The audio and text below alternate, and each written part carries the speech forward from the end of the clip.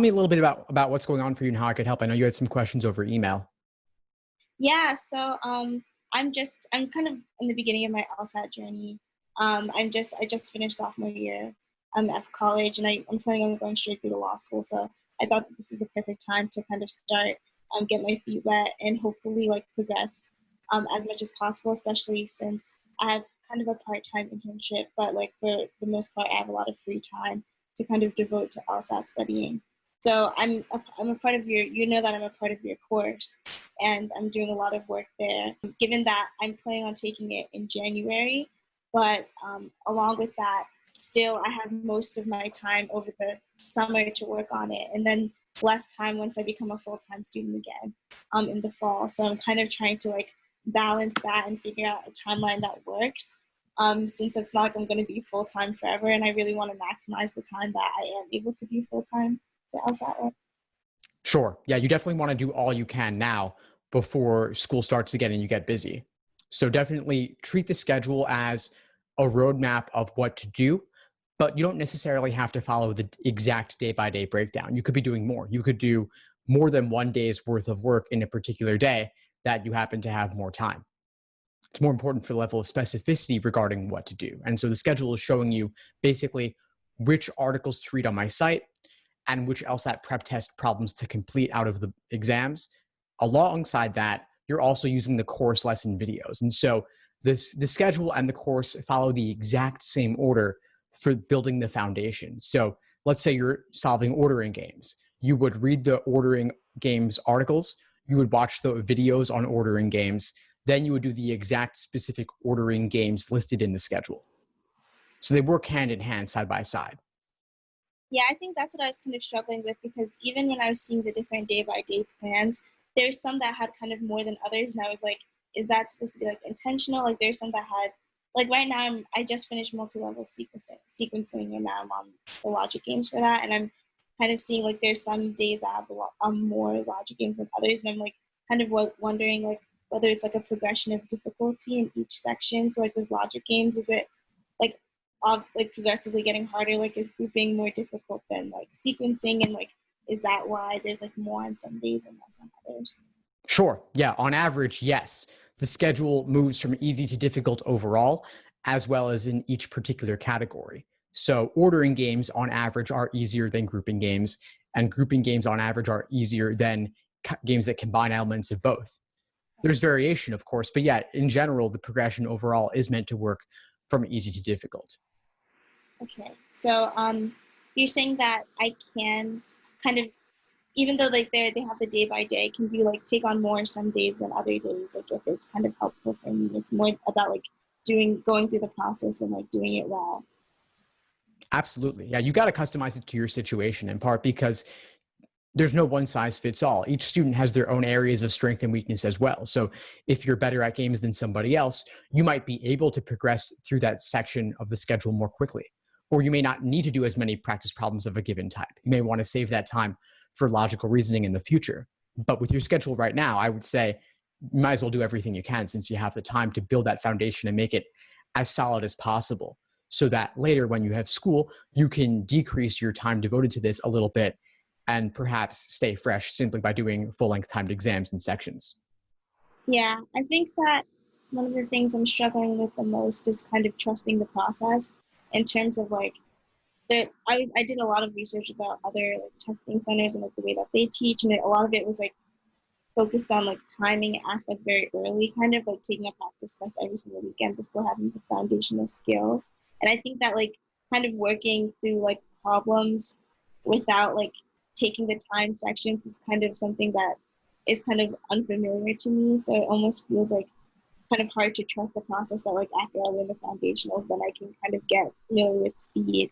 So like I'm not sure if you have any advice, or like encountered students with the same problem before. Sure. And I can definitely appreciate what you're saying. A lot of other test prep providers do recommend timing yourself early, but I found that that's discouraging typically. If you're testing yourself under strictly timed conditions on something that you haven't yet learned, it's probably not going to go very well. And so the results of those early diagnostics that are timed can be really discouraging. And I had that experience myself. But when I slowed down and built the foundation first, then did the timed work, the results were much better because I'd actually given myself the time to dissect and learn the material before testing myself under such strictly timed conditions. I mean, the LSAT is such a heavily timed exam that it's not reasonable for most people to do everything in the time allotted. They actually don't expect you to complete sections on average. But if you learn the patterns and the questions and you learn them in depth, then your odds of success are much higher. I also had a question about kind of the other kind of books that people use for self-studying, because originally I was planning on self-studying, and then I was reading your blog and kind of realized that I wanted to have more of a pointed approach and more of a systematic methodical approach to like my studying. So I kind of maximized the time I was using. But I just like with like your short videos and everything, I kind of get things pretty easily through your videos alone. But I'm kind of wondering, like, should I just kind of leave them off to the side as a reference tool, or should I use them more like, I guess, like more systematically and kind of incorporate them into like the study plan? Like, what should I do with these books? Yeah, it's really about whatever you feel you need. If you need to go in depth on a particular area, by all means, feel free. But if you're saying that the short videos inside my course are getting you what you need, then you may not need to do every single chapter of every single book. I mean, those books altogether are well over 1,000 pages, maybe even 2,000 pages put together. And I know that you have several months to study, but even still, you don't want to do more than is necessary in the foundational stage. You also want to save time for drilling weak areas and doing timed sections and doing full-length exams and reviewing them. So I would recommend, based on what you're telling me, it sounds like treating them more as reference tools would be useful for later if you have a problem with a certain particular question type or idea, concept. Then you might refer to one of those books for the specifics to go in more depth and see what they have to say about it too. Right. Yeah, I think that's really helpful too. Thank you. I think that was the biggest kind of difficulty. I like had my one plan of how I was going to study, like self-study and everything, and then things kind of really changed. So like that's definitely really helpful. And I guess like probably one of my last questions, like kind of, I'm still in the very start of the journey, so it's kind of difficult to see what like all the other things that I kind of have to learn before I'm able to like just drill problems and kind of do like the whole review process in full. But like when the school year starts, like do you have any advice for kind of like looking ahead for like a full-time student, how to kind of still be able to like dedicate time to the daily plan and then like kind of dedicating your Saturdays to doing like test prep? Because I think by the time I'm a full-time student, I should be at the part of the schedule I'm just kind of doing, like I've done all of the foundational and I'm kind of just going through exams, like 10 sections. Sure. Yeah, that's a good question. So when the school year starts, you'll have many more competing obligations. You'll have other classes. You may have other extracurriculars. And so it's a matter of budgeting the time, blocking it off in your schedule to make it happen. Treat it like a 6-credit class. Block off maybe Friday afternoons or Friday mornings or any day that you don't have a lot of class.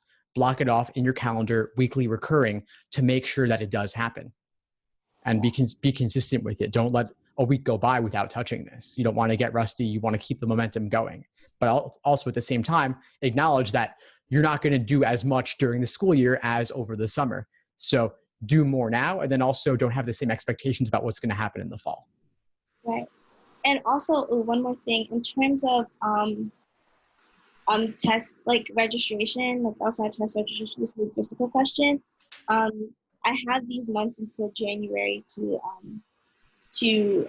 kind of study, but also like I have a question about, like I always was kind of unsure because like I was talking to my sister about it and she was like, what if you get to a place where you're ready to take the exam early? Like what do? Do you like continue to study up until January? Or like she was kind of saying like once you have it, and you should just take it as soon as possible. So should I just instead just work to the January thing regardless, or should I possibly schedule the exam earlier?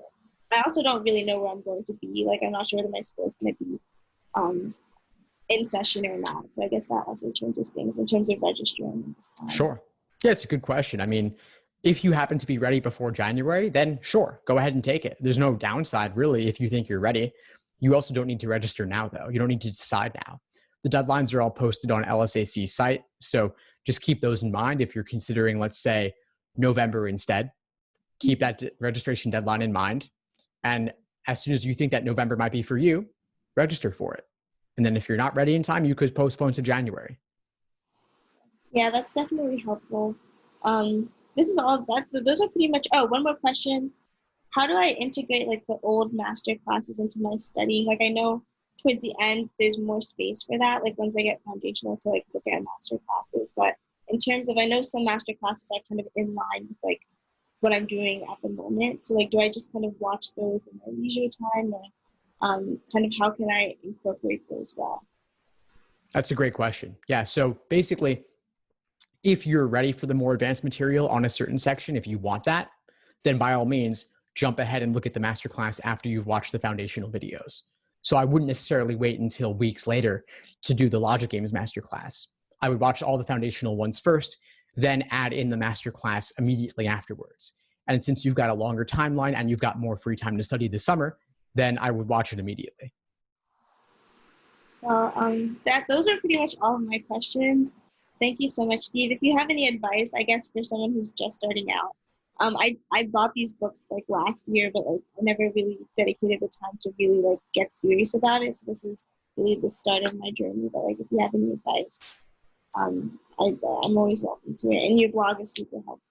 Of course, I'm really glad to hear it. Well, I will definitely be sharing much more advice with you in the coming days. So please keep in touch, reach out if you have any questions, watch the orientation videos in the course, come to the next orientation, and we can get more into jumpstarting your prep. Thank you, Steve. My pleasure. I'll see you soon, Shanaza. Have a good one. Thanks for tuning into the show. Please subscribe if you haven't done so already to be notified of new episodes as I release them. And feel free to reach out if you need anything at all as you move forward with your prep. I'm happy to help however I can. In the meantime, I'll wish you all the best and take care.